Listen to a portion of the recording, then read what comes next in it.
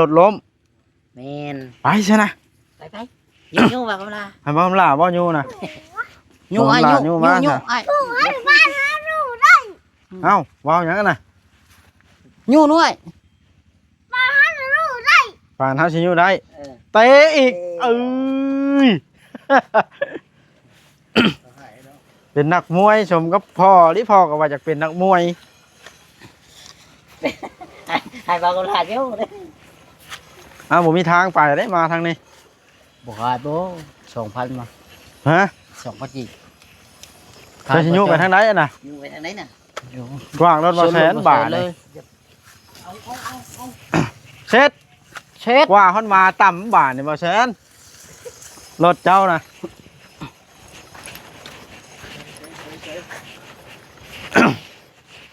ยูคือละมัดนะบ่หรือเฮ็ดบ่ได้นี่เฮ้ย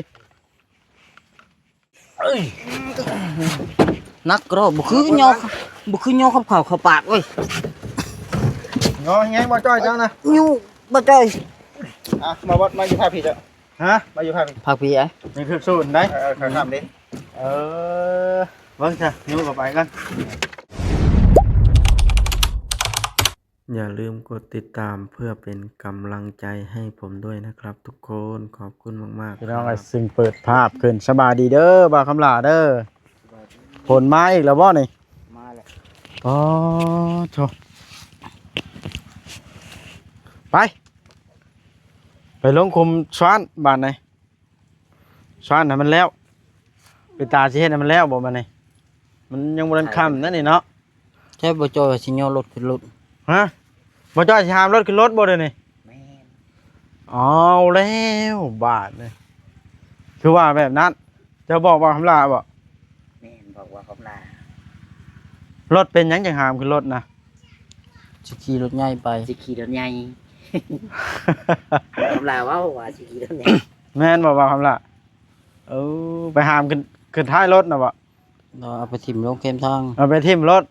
ทิ่มรถบ่จ้อยหั่นไดทิ่มว่ะบ่จ้อยป่ะทิ่มทั้งบ่จ้อยทิ่มทั้งบ่จ้อยพร้อมเอาเลยว่าหยอกซื่อๆแล้วบ่จ้อยไปเสียนะเอาขึ้นเลยไปเดี๋ยวมาสิหามขึ้นก็ได้สิให้บ่จ้อยสิให้บ่บอสเมื่อส่งบ่ได้นี่แม่นเป็นได้คือบ่ขี่เอาถามมาลิทางมันเปื้อนยันรถล้มแม่นไปเสียนะไปยูว่าคำลาให้บ่คำลาบ่ยูนะยูไอ้ยูไอ้เอ้าว้าวหยังน่ะยูด้วยป่านเฮาสิยูได้เตะอีกเอ้ยเป็นนักมวยสมกับพ่อที่พ่อก็ว่าอยากเป็นนักมวยให้บ่ก็ลาดอยู่เด้บ่มีทางไปได้มาทางนี้บ่ให้บ่2,000มาฮะ2,000จีจะสิยูไปทางไหนน่ะยูไปทางไหนน่ะกว้างรถบ่แสนบาทเลยเช็ดว่าฮอนมาต่ำบาทนี่บ่แสนรถเจ้านะ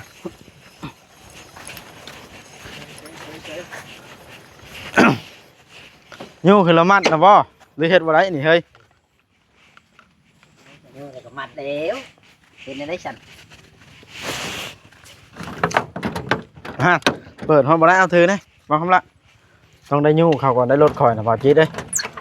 มันจังเป็นหยังยูขึ้นถอยขึ้นโพนบ่ได้บ่ให้ฮะถอยขึ้นโพนแฮงสูงแล้วก็บ่ถอยลงลุกพอจะขึ้นอยู่เทิงเด้อ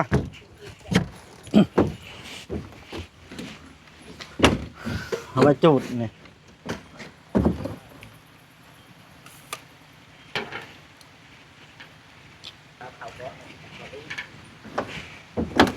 เอาบาทนี่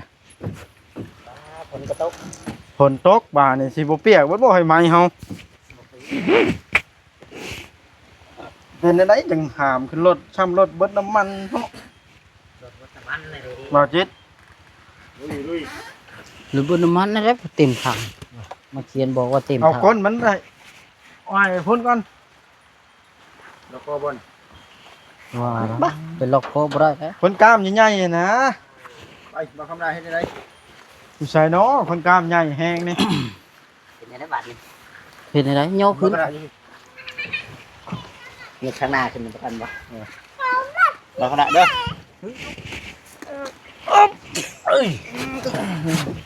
นักก็บุคือโยก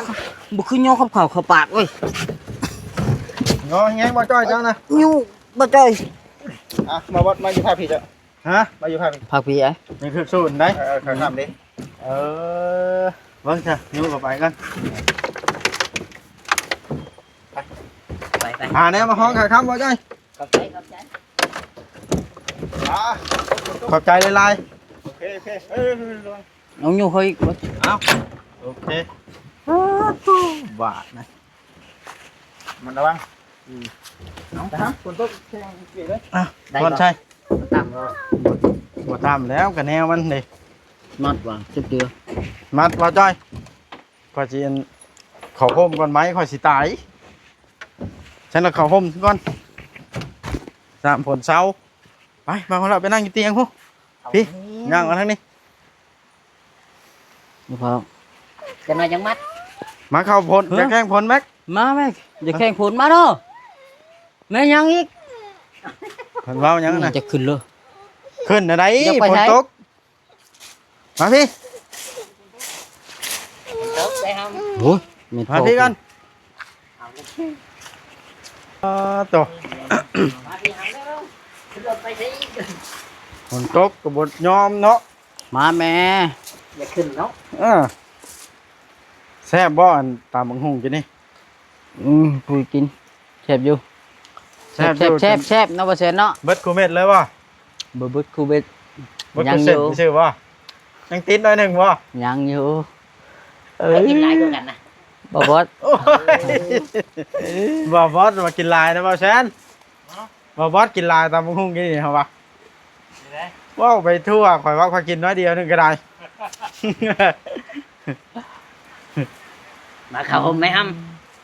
ไว้เปียกนะ เคยเห็นบ่คนยอรถขึ้นรถแบบนี้ ไหล แต่บ่จ้อยคนเดียวนี่ปะ ไหลเลย เห็นเลย เคยเห็นแต่บ่จ้อยนี่ได้เห็นแบบนี้เนาะบ่จ้อยอยากขึ้นเฮือนเพิ่นบ่ เอาขึ้นยกขึ้น ระวังเหยียบน้ำเด้อได้ป่ะพี่ น้ำก็เกิดขึ้นนึงเฮือนเลยโดนบอกคำด่า แม่นแล้วเนาะบอกคำบะไผมาในตู้เจ้าคือเต็มประเทศอยู่ หลาน ฮะ ขอน้อง โอ้หลานนะบ่พอมาลินเนาะเพราะว่ามันก็เสกนะมานะหรือว่าจังได้อันนี้ก็ได้ จะมาหาบอกคำด่า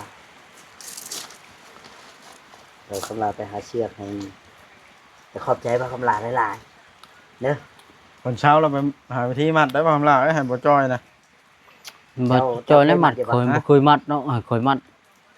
บ่เป็นบ่เด้อนี่ให้บ่จ้อยบ่มันนะ บ่จอยเองให้มัดเนาะจะนอนไปว่าตีมัดมาอะไรแล้ว บ่นั้นบ่ เลย ก็ไปเบิ่งนํกันเดี๋ยวฝนเริ่มเช้าละมัดแล้วถ้าค่อยกับมื้อละมันค่ำแล้วเนาะบ่จ้อย นี่ เป็นอะไรจังหามขึ้นบ่จอยทางมื่นฝนตกนี่บ่ แม่น เอาแล้ว ทางมื่น ก็เลยเมื่อทางเดียวกันน้ ให้ค่อยไปส่งอยู่ชิโนบัดนี้ ำ เนาะ ตก บ่ กัน จ เรา อย ไปคนละทางมันยังอีกแบบนึง นั่นเด้ เนาะ ให้จอยให้ค่อยไปส่งอยู่ชิโนเดี๋ยวนี้นะ เราสิมื้อสิโน ฮะ เราสิไปใช้ สิไปใช้บ่จอย เขาก็สิเมื่อบ้านแล้วบ้านเขาอยู่ซิโนทางซิโน มันโคก อืม ไปบ่จอย ไป ไปหาวิธีมัดแล้วว้าว อย่าโดดดิโอเค ข่อยมัดบ่เป็นข่อยไปยืนเชียร์ได้อยู่ ฮะเสีย ข่อยมัดบ่เป็น ต้องล็อกคอบ่เจะว่าหรือว่าใด ล็อกเลย ฮะ ล็อกเลยหมอยประชามมันไหลหมอยมันไหล ย่านรถล้มหัวบ่จอยเว้าก็เลยนั่นเอาขึ้นรถเอาเพิ่นว่าข้อยก็งงน้ำลาวอยู่ดีเดี๋ยวนี้นะ นี่ได นี่ เอาไปเอาออกกันนอกแล้วนะ ตกใจ ป้าสิ อยากให้กันเอากันน็อกกันเน็ก พี่ป้าจ้อยเอามาใช้กระตารถเจ้าพี่ ไฟ านนี้แล้วเดี๋ยวก็เอาเข้าข้างในฝนสิตกใช่นะ เอาแล้ว เดี๋ยวไปหาเชือกมามัดกัน นะเสือกเหลืองอยู่นั่นน่ะ ไม่ใช่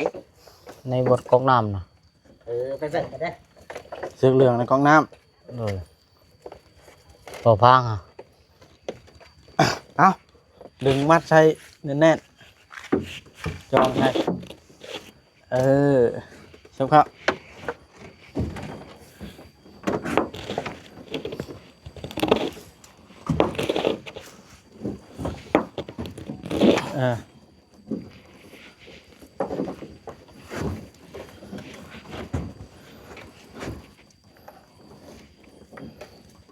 หนูไม่ขาดดอกเสือก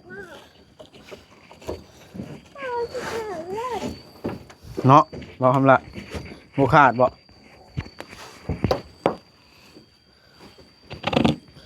รถไปแก้บ่ยากดอกแก้ตัดรถเนาะ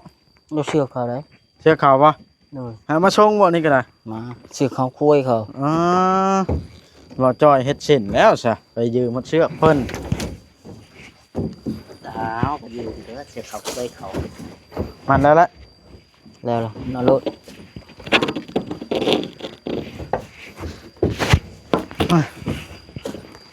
บ่ถึงจองอยู่พี่ก็ได้เนาะ เลย งานตำนี่ก็ได้มัดแม่ จ้องใช่นี่บ่จอย นี่ บ่จ้องใช่นะ จองใช้ซะ จ้องใช่ตัวนี้ นี่บ่ เลย เอาแล้วบ่ เอาเชือกตัวนั้นมานะ แต่คอยบ่เป็นมัดบ่คอยบ่เป็นมัดรถดอก เคยเห็นเยอะ แต่ก็เห็นเขามัดอยู่ ตั้งเป็นเลยครับ หมอมัดใส่โชคมันแบบคือรถเงียงงบแบบยันโชคมันคดเนาะ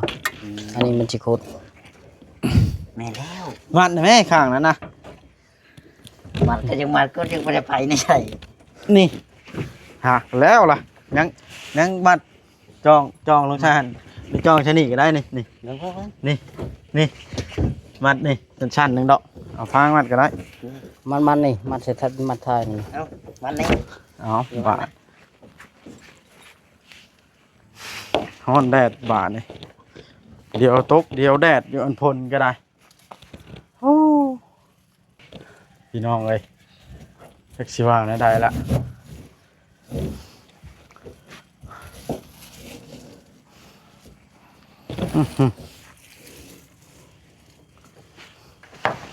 มัดแล้วหรอป่ะ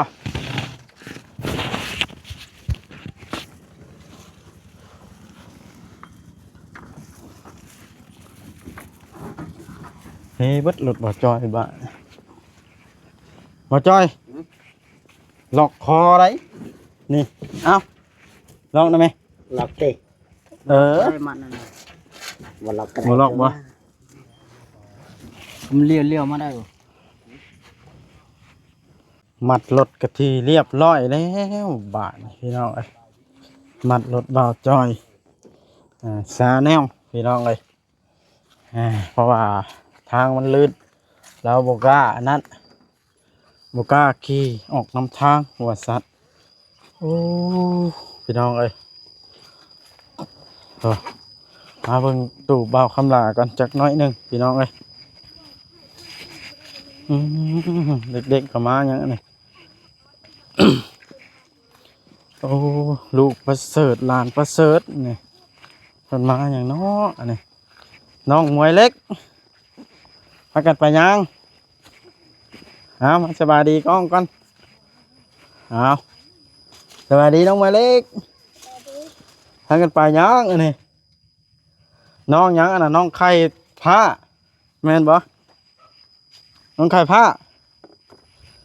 บ่ได้ดำนาบ่มานี่บ่ดำซ้ำวันศิลเนาะให้กันมาเล่นใช่ป่ะผู้ว่าคำลาแล้วอยู่ผู้ย่อรถขึ้นซอยเราได้ทานไว้ดังพี่น้องเอ้ยเตาพื้นเตาไฟโอ้เห็ดปวกอะไรนี่เห็ดปวกพี่น้องเอ้ยบ่าวคำลาเห็ดย่างอะไร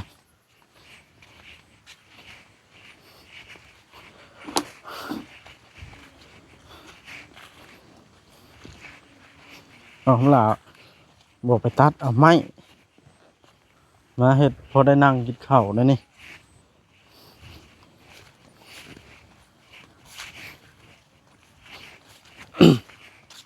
อันนี้ห้ามรถขึ้นแล้วเราก็ล้มกันอยู่พุ่นกระเบาจอย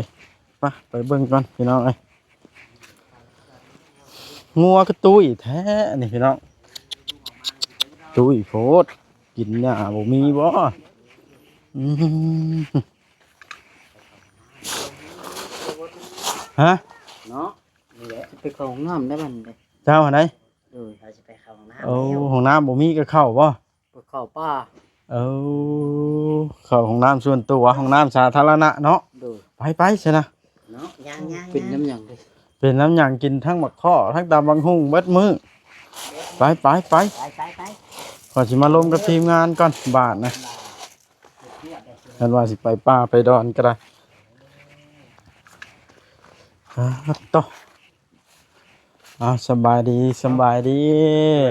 คุณอยู่คนละทิศคนละทาง เป็นอะไรคือพากันเฮ็ดแนวนี้อันนี้ สัญญาณต้องคิว ซ่องหาสัญญาณบ่เดี๋ยวนี้นะ ช่วงหาสัญญาณจังหวะโอ้ย เออ เฮ้ยนะสิเมื่อใด แม่นกำลังจบคลิปนี่คลิปหามรถนี่ ไปเด้อ นั่งมาหันนะจำพานะ คลิปนะ นั่งสัญญาณหลายในหันนะ ยายยังลุงตะโดนแล้วบ่แล้วเลยคราวนี้ เออลงแต่โดนเราบ่แล้ว บ่แล้วว่ะ คลิปฮอบางหุ่งนะบ่ เออ มีหมอกินเบิดบาทเลยเนาะ จะลงได้เด้ ไปสิลงไปลงแมลงพุ่นแหล้ว มันคือบ่ได้ว่ะไม่สัญญาณมันคือบ่ได้มัน อ๋อ ตกบ่เนาะเนี่ยผมต้องเคยไล่อยู่พุ่นไป นี่จะปองเยี่ยมบ่บ่คำลาไปห้องน้ำ ไป เนาะบ่จิตเนาะหาลงคลิปว่าใช้ลงแล้วเบิ่ง ปกกันแล้ว แล้วล่ะ นี่อันนี้ช่องเมียข่อยเด้อพี่น้องเด้อ เอาบ่าจิตบ้านเฮา จิตสายบุญมานี่ เอา มันนั่นแหละพี่น้อง เปลี่ยนเนาะแล้วบ่เปลี่ยนบ่ได้บ่ เนี่ยก็คือเห็นแล้วนี่ เนาะต่อ เป็นยังไงเนาะ เป็นอะไรก็อันบอกคำนะ นะครับเรายังดำน้ำบ่ได้บ่ ดำน้ำหมดแล้ว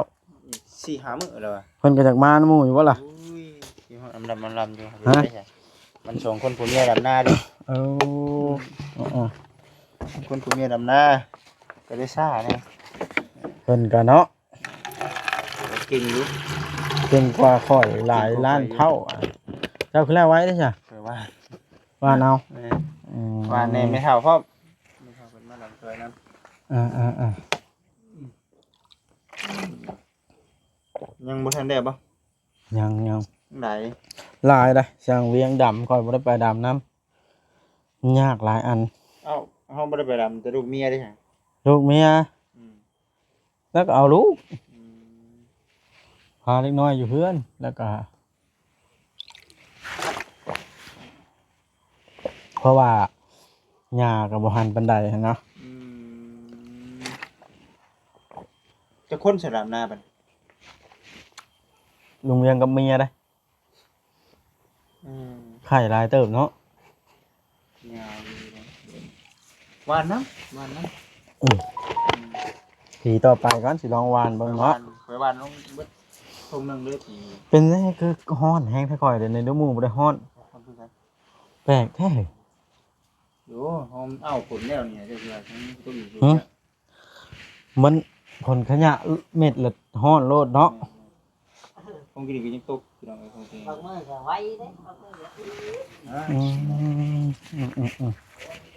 และคำพูดแรกข่อยสิเมื่อคำก่อน หึ ต้องคำก่อนว่าสิเมื่อ ต้องข้ามกันบ่ คำเด่นอ่อนพากัน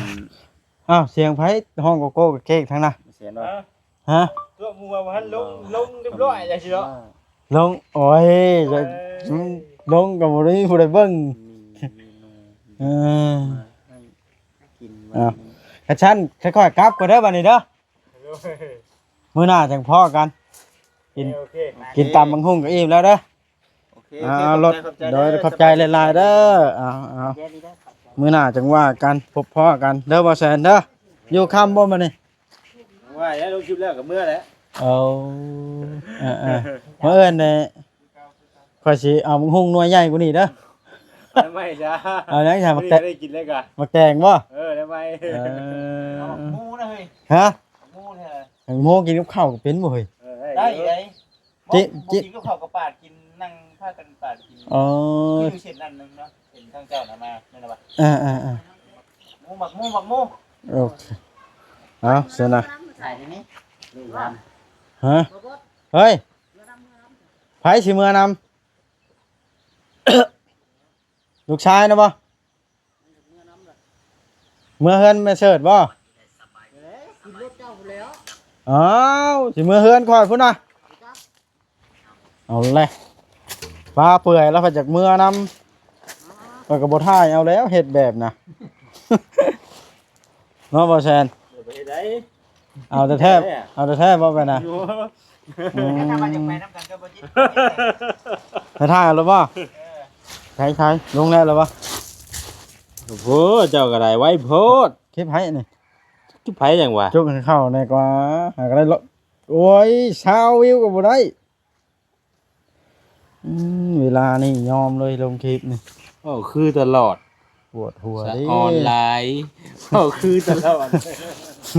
ฝาก FC มาเบิ่งช่องบ่บอสหน่อยเด้อพี่น้องเป็นกำลังใจให้แน่ลงเฉพาะชั่วโมงแล้วยังบ่ได้ฮอดชาววิว ตัว MC เจ้าน่ะ ตัวนั่นไหนก็เข้าเบิ่งบ่เชื่อเนาะบอกคำละ แรกเปิดมีโทรศัพท์ เอาดันช่องให้ค่อยนี่ลงมือขึ้น มาเบิกส่งบ่บอสบ่จิตพร้อมเด้อว่า อ่า ดันเธอจิตบ่แสนพร้อมว่านะทุกคนบ่จอยพร้อมเด้อทุกคน อ่า เบิดทีมงานทุกคนนั่นแหละขอมาเบิ่งช่องเป็นกำลังใจให้ลาวเด้อสาธุ นี่แต่ว่าอันนั้นเด้อไปสิเมื่อแล้วสิเมื่อนํบ่ฮะบ่เมื่อบัดน่ะ ำเป็นยังไงคือบอกมึงอ่ะ จ้ะอ่า มึงอะไรเสียมึงก็นำได้นี่ เอาพี่น้องโอเคคลิปนี้ก็ได้ถือว่ายืดยาว บ่อย่างมึงนำ พอสมควรเด้อพี่น้องเด้อเนาะเอากะสิได้กลับก่อนบ้านนี้มันก็ตาเว้นก็ค่อยคำลงแรงพี่น้องเอ้ยเอาโอเคพี่น้องอื่นจังพบพ่อกันสำบายดี